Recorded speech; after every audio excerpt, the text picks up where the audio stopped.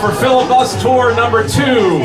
Welcome back to Feedback here on The Voice, WEEU, and online WEEU.com. What an incredible show this morning. We're speaking with some special guests throughout the entire morning. If you're just joining us, we're broadcasting live at Boyer's Floor Covering on the Kutztown Road in Laureldale. EyesOnPA.com is sponsoring this special event on school property tax elimination bills. And yes, roll up for the Filibus Tour 2, which is happening on September 24th. I believe that's a Tuesday, Jim Rodkey. Right, it's a Tuesday. And our state lawmakers return from their summer recess on Monday, September 23rd. You guys are heading out there the day after. Roll up on the mystery tour. Yeah, Tuesday is their first full day. The legislators will only be rolling in about noon, or we'd be there Monday. Gotcha. Jim Rodkey is the chairman of Lebanon912.com. We also have David Baldinger, webmaster of the Pennsylvania Taxpayers Cyber Coalition, PTCC.us. How about a big hand for these guys? Send out these email alerts, and they go to different meetings. Dave, you're going to be heading up to Scranton, Pennsylvania tonight. You have a talk up there? Scranton tonight, 6 o'clock in the Scranton City Hall. Next Friday night for the Lehigh Valley in the Clinton Community Center just outside of Easton at 7 o'clock. It's the HB76 presentation. Folks who want to learn about this bill, learn about the problem, come on out. We need your support. You've had a busy summer, David. Average one a week for these talks. It's been a very busy summer, but I don't care. We got to get this done now. Yes, now is the time to act. All right, we're going to talk to you just a little bit, David, but before we do that, let's stay with you, Jim. Let's talk about the myth of local control. I like that you have pamphlets printed out about this. I know Rich Sugar just talked about this the other day about, was it 53% the state controls and 47% who knows who controls the tax money? What is the myth about local control? The myth about local control is that there is local control. There's no such thing as local control. Our education system is structured to be run, regulated through our state legislators and the State Board of Education. And they do that primarily through 2 documents. The legislators do it through the Public School Code of 1949, so-called because that's when it was written, but we're still using that, the Public School Code of 1949, which is 797 pages of regulations that our schools have to comply with. The other thing that comes to the State Board of Education is Title 22 of the Pennsylvania Code, which is where our standards are. When you take just the section that's K through 12, which is our public schools, just that section alone, it's almost 1,000 pages of regulations that our school districts have to comply to. And all of these are, most of these are realized through unfunded mandates.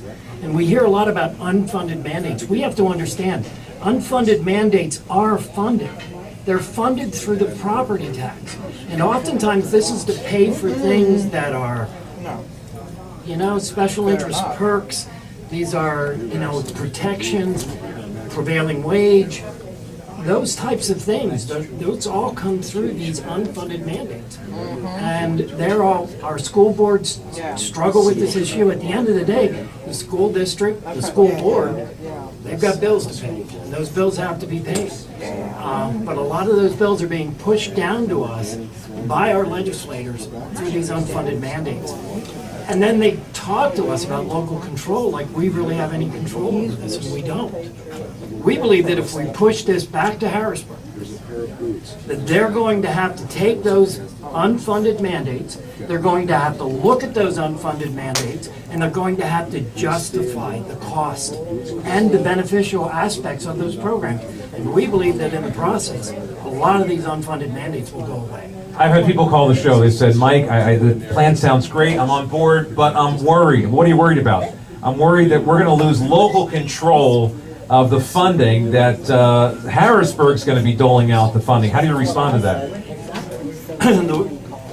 Education, first of all, education is mandated and regulated and controlled by the State Board of Education and by our legislators. They should be providing the funding. In fact, when we started this in 1965 with the expansion of the school property tax, I think another thing you have to understand, your school district, and this isn't to put down our school boards are a body of government. They are not a governing body. They should have no more taxing authority than any other body of government. Our police don't have a taxing authority. our fire companies, our safety departments, county hospital, county prisons, they can't do this. They are a body of government, but not a governing body. That is so good. I just wrote it down. Isn't that great? That's very catchy.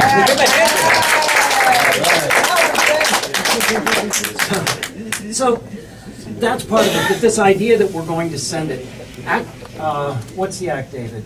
1991. Act 1. Act 1, yes, Act yes, 1, yes. the redistribution to the school districts is a nightmare and it's a mess. It needs to be fixed. But the bill that was presented that put that through allowed for this nightmare to happen. This doesn't. This by law requires that each school district receives exactly dollar for dollar what they're receiving now, adjusted each year by by inflationary rates. There's another thing about this bill is that, you know, we talk about the economic benefits of the bill. And in those economic benefits, what we're going to see is sales taxes, the revenue is going to go up. And so is the revenue because of the PIT, the income tax. Into this bill, it was built into it that if we accrue more than 6%, more than is necessary to provide for education, it doesn't go somewhere else where our legislators get to spend it. It doesn't get redirected that way. It comes back to us by lowering our PIT. We believe that that's what happens when the people help to write a bill. We put those protections in this bill. The notion that they're going to raid this, if you raid a bill and violate the laws of that bill, then you've broken a law. And I would like the legislators who keep saying that they're actually going to raid this bill, I would like names. Let's go to the phone, 610-374-8800, 1-800-323-8800. Dan, good morning. Welcome to Feedback. We're here at Boyer's Floor Covering on the Kutztown Road in Laureldale. What's your question, Dan? Hi, thanks for taking my call. It's a wonderful program. Thanks, Dan. What I wanted to say, I had some things written down, but basically what I want to say is I wish the legislators, the people in there now, would use some of their campaign money to let us know who is for this and who's against it before the election, before the primaries, before the election, and let us choose who we put in there. And we'll either choose people that don't want it or people that do want it. Let the people decide, guys. That's it. If they're not on board, then get them out, right? Absolutely. Exactly. Eyes on PA has this information on their website. Did you hear that? eyesonpa.com, Dan. They have I spread it to anybody I know, but I'll tell you, a lot of people I talk to at the market and everything, they don't even know about this. They got to know it. Like, this program of yours is fantastic. I mean, if you could do this before the election, I think it would be great. Marianne. Thanks for the call, Dan. Kudos to you. Thank you so much. I appreciate it. Let's go to Marianne on line 2. Good morning, Marianne. What do you think of the program so far? Well, first, I don't like property tax, but I've got a lot of questions. And one of them in the sales tax is, I have a friend that lives down on the Delaware Lori border. and Judy. It's a very wealthy community. And they do their shopping in Delaware, not because they're avoiding sales tax, but because that's where their shopping is. So what's going to happen with the people that are down there that shop in Delaware? Will not be paying towards their schools. That's number one.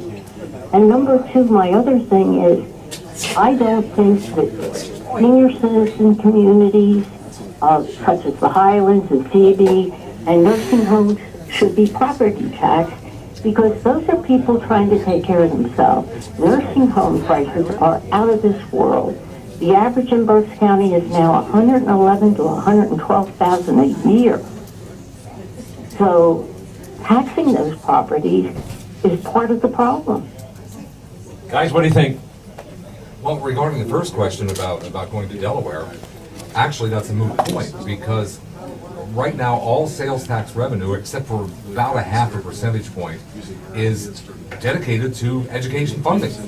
So there's really no loss. I mean, if the money's going to Delaware, education's losing right now. What's the difference if we're expanding and increasing the sales tax for the same purpose? It makes no difference. Well, what do you mean it makes no difference? Those people in that area will not be putting the money into this pot for schools.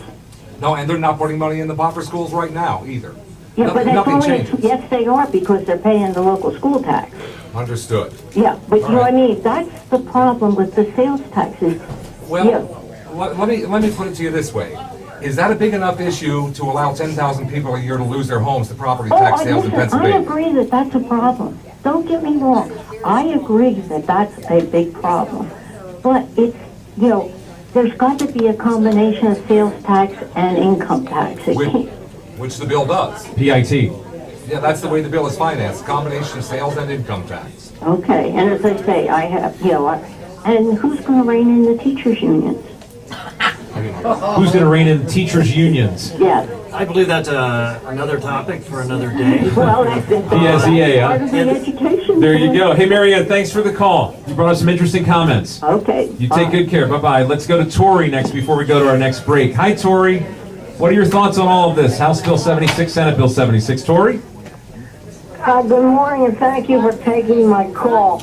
I'm concerned about the costs of the school districts are too high. All these programs they have, sports and everything, they have to reduce the cost. Well, a House Bill and Senate Bill 76 actually have a cost control mechanism built into them. When the funding goes back to the school districts from the state, the annual increases are limited to either the increase in the consumer price index, which is a measure of inflation, or to the increase in available revenue, whichever is less. That holds the school districts to an annual budget that is commensurate with inflation, and they're going to have to live just like the rest of us do. Live within their means rather than being able to tax us out of our homes. Well, I'm also concerned that there's a number of absolute auction signs around this neighborhood. There's a new one every week. There's at least 6 within a mile. I understand, Tori. Yeah, it's a big concern. All right, well, thank you. I hope something gets done really soon. That's why we're talking about it today on Feedback. Good luck to you, Tori. Thank you for the call. Let's go to Judy next. Hi, Judy. Welcome to Feedback. We're talking about property tax elimination bills on the program today. Judy, what are your thoughts? Well, I really hope, I'm 73, I hope that I live long enough to see this go through. But I really have doubts about it. What are your doubts? Let me tell you what happened to my sister. We live side by side, so this is one residence, really, it's classified as, to pay taxes on. My sister's husband died at 49 years old of cancer. She's going to be 70. She had to sell her most treasured possession, his wedding ring, and her wedding ring, so she could pay her share of the taxes. Breaks my heart when I hear that. Well, let me tell you, you think that's just a trivial thing to say, but I want them to know, everybody should know, that should never be, because my sister sat over here and cried for days. She had to sell that. I mean, her husband died so young and was such a wonderful person, just to pay her share of the tax. This should never happen. And people losing their houses, I never heard of anything so absurd. This is just awful, but I think that I won't live long enough to see this go through. I hope I'm wrong. I really do. I hope you're wrong, too. I hope you're with us for a long time, Judy. And who knows, maybe we can get it out of committee. Dave Baldinger, Jim Rodkey, what do you think? This fall, is this the time we're going to get out of committee? One way or the other, Mike, one way or the other. And once we get out of committee, Judy, that's when, you know, they can start to debate it and tweak it and change it. And as Senator Mike Fulmer likes to say, we get it out of committee and onto the floor, we separate the sheep from the goats. See who's going to support it and who isn't. And we know who to vote out of office afterwards. When's the election year coming up? Next year. Next year. All right, so the timing is very interesting here. We got to take another break. 610-374-8800, 1-800-323-8800. Dave, when we come back from the break, you wanted to talk about, is it SB1189 or HB1189. HB1189. What do we need to know about that one? This may surprise you a little bit, folks. We'll take a break. We'll have more right after this. Stay with us.